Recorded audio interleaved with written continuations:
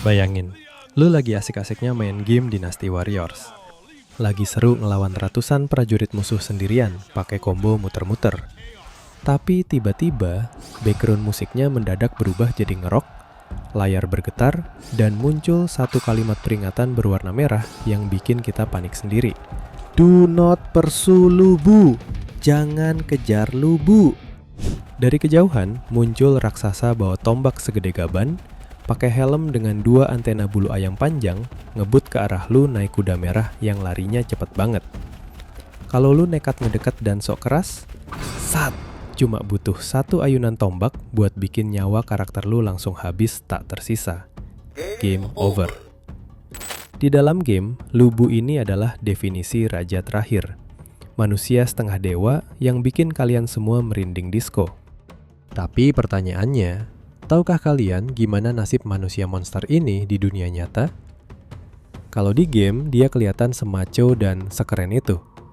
Di sejarah aslinya, manusia paling ditakuti di seluruh daratan Tiongkok ini justru mati dengan cara yang paling memalukan, tragis, dan menyedihkan.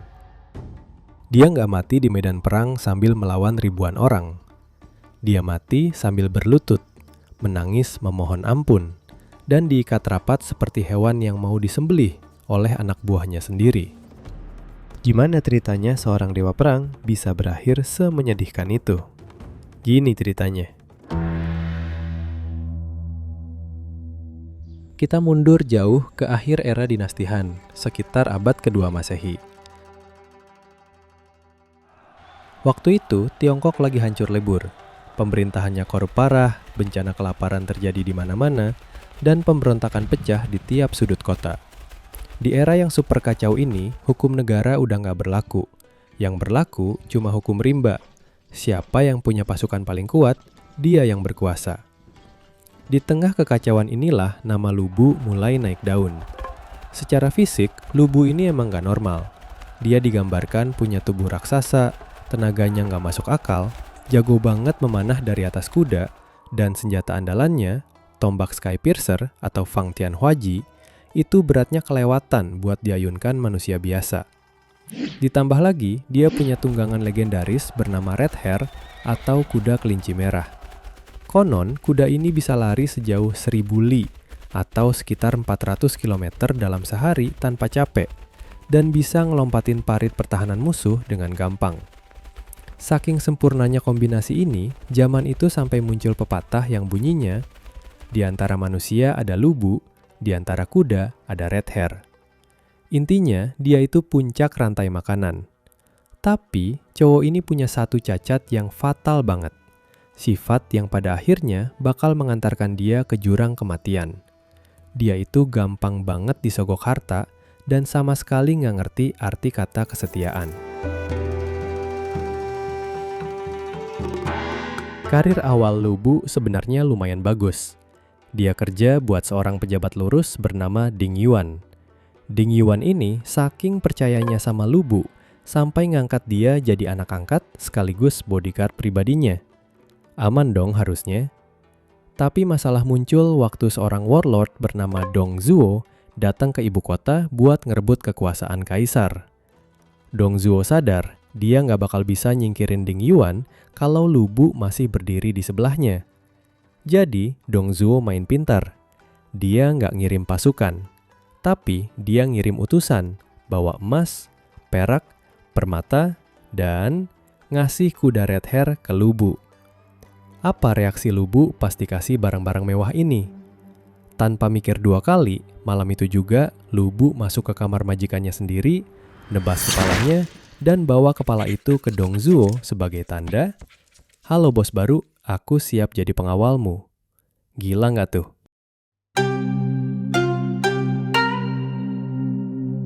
Ayah angkat 2, Dong Zhuo. Sejak hari itu, Lubu diangkat jadi anak angkat Dong Zhuo. Mereka berdua jadi duet paling berengsek di seluruh negeri. Dong Zhuo yang korup, bebas ngelakuin apa aja, karena anjing penjaganya, yaitu Lubu, siap gigit siapapun yang berani protes. Misi Lubu saat itu cuma satu, nikmati hidup enak, berkuasa, dan foya-foya. Tapi kelakuan brutal mereka bikin banyak politisi muak. Dan disinilah plot legendaris yang sering kalian baca di novel Romance of the Three Kingdoms dimulai. Seorang menteri bernama Wang Yun bikin skema honey trap atau jebakan wanita paling sukses dalam sejarah Tiongkok. Dia pakai anak angkatnya yang super cantik, Diao Chan, buat ngadu domba mereka berdua. Wang Yun pertama janjiin Diao Chan buat dinikahin ke Lu Bu. Lu Bu udah baper maksimal dong. Besoknya, Wang Yun malah ngirim Diao Chan ke istana buat dijadiin selir Dong Zhuo. Hal itu bikin hati kecil Lu Bu tersakiti dan galau brutal.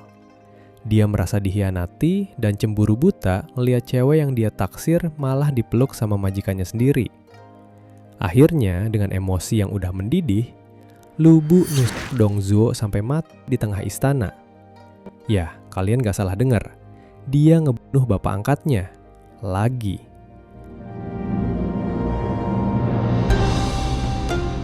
Lu pikir setelah ngebunuh penguasa korup dan zolim kayak Dong Zhuo, Lu Bu bakal dianggap pahlawan? Boro-boro. Dia malah resmi jadi buronan nasional. Pasukan sisa-sisa Dong Zhuo ngamuk dan musir Lu Bu dari ibu kota. Mulai dari titik ini, hidup Lu Bu itu ironis banget. Bayangin, lu manusia paling ditakuti di bumi, tapi lu hidup luntang-lantung kayak anak pang jalanan karena nggak ada satupun warlord yang mau nerima lu kerja.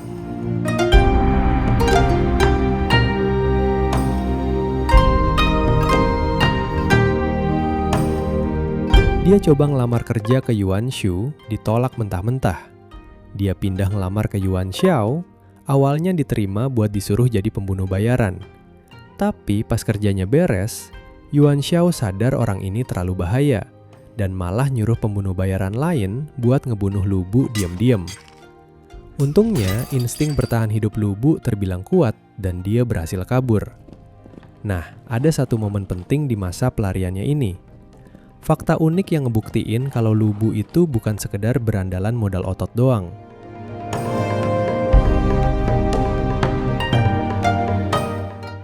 Suatu hari, pasukan Yuan Shu mau nyerang pasukan Liu Bei. Waktu itu, Lu Bu lagi numpang hidup di tempatnya Liu Bei. Lu Bu nggak mau ada perang di dekat rumah sementaranya, jadi dia ngundang jenderal dari kedua belah pihak buat ngopi bareng di kemahnya. Di sana, Lu Bu bikin tantangan gila. Dia nyuruh anak buahnya nancepin tombak di gerbang perkemahan yang jaraknya sekitar 150 langkah. Jauh banget, bro. Lu Bu bilang, gue bakal manah tombak itu dari sini. Kalau panah gue kena tepat di cabang kecil tombaknya, kalian berdua harus salaman dan batalin perang. Kalau meleset, silahkan kalian saling bunuh. Kedua jenderal itu setuju sambil ngebatin. Mana mungkin ada manusia bisa nembak target sekecil itu dari jarak sejauh itu. Tapi Lu Bu dengan santai ngambil busurnya, narik napas, tepat sasaran, pecah. Semua orang yang ada di situ kaget ngelihat skill dewa itu. Mereka beneran merinding, batal perang, dan pulang ke rumah masing-masing. Bayangin, dia menghentikan perang besar cuma pakai satu anak panah. Epic banget. Tapi sayangnya, skill bertarung yang dewa ini gak diimbangin sama moral yang bagus. Gak lama setelah Liu Bei ngasih dia tempat tinggal dan makanan waktu dia kelaparan, Lu Bu malah nunggu Liu Bei pergi perang keluar kota. Begitu Liu Bei pergi, Lu Bu langsung ngerampok dan ngerebut kota itu. Dia ngusir keluarga orang yang udah nolong dia. Makanya, Zhang Fei, adik angkat Liu Bei, ngasih satu julukan makian yang nempel banget buat Lu Bu sampai dia mati. Zhang Fei manggil dia, bajingan dengan 3 bapak. Itu adalah hinaan paling telak di era di mana kesetiaan dan kehormatan keluarga adalah segalanya.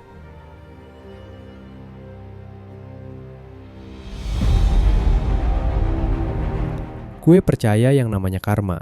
Dan buat Lu Bu, karma itu datang dalam bentuk pasukan raksasa pimpinan Cao Cao di tahun 198 Masehi.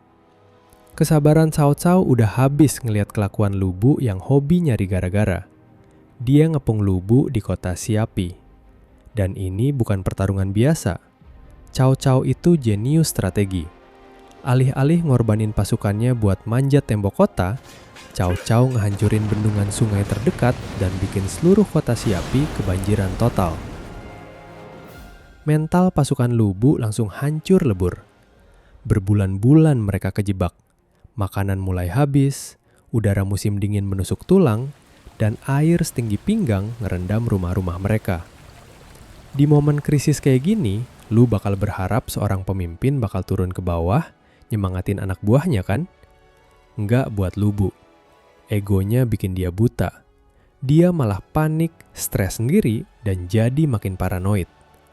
Karena takut pasukannya mabuk dan bikin rencana kudeta, Lu Bu ngeluarin aturan gila.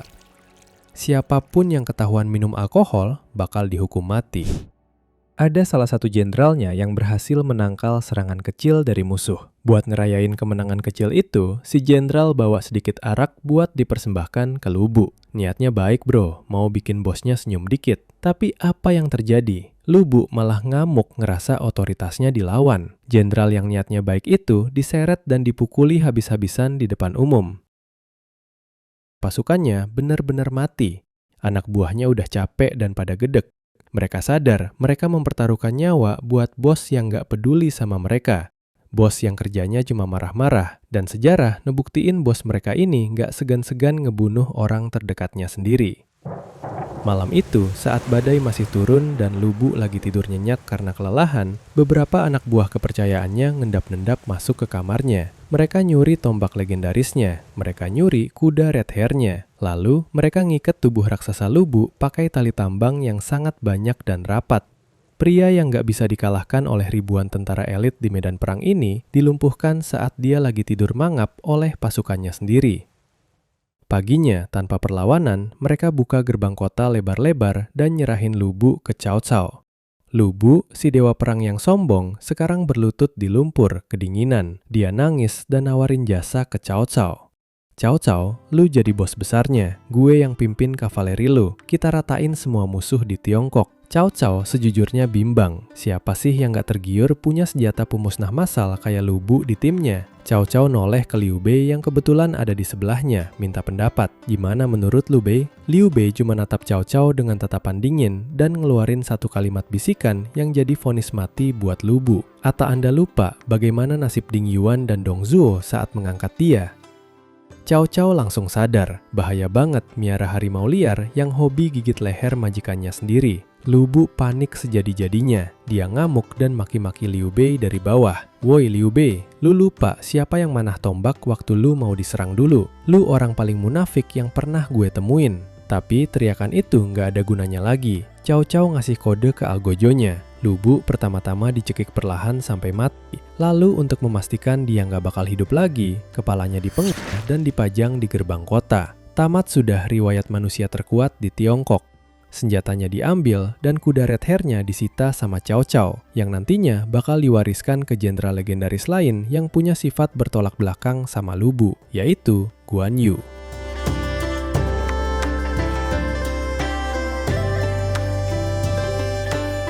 Dengan matinya Lu Bu, dampak langsungnya kerasa banget mengubah sejarah. Cao Cao berhasil ngilangin ancaman fisik terbesar di daratan tengah. Ini ngebuka jalan mulus buat dia untuk pelan-pelan menyatukan Tiongkok Utara. Peristiwa ini juga jadi bukti nyata. Di era perang yang sebrutal apapun, otot dan kekuatan murni selalu akan kalah telak melawan otak, strategi, dan politik. Sampai hari ini, hampir 2000 tahun kemudian, nama Lu Bu masih abadi. Dia ada di buku pelajaran sejarah, game, komik, sampai film layar lebar. Dia adalah simbol sejati dari final boss yang susah mati. Tapi kalau kita kupas lebih dalam, kisah nyata Lu Bu itu jauh lebih dari sekedar skill main tombak. Kisah ini adalah sebuah tragedi tentang ego yang kelewat batas. Lu Bu ngerasa karena dia yang paling kuat secara fisik, dia berhak ngelakuin apa aja.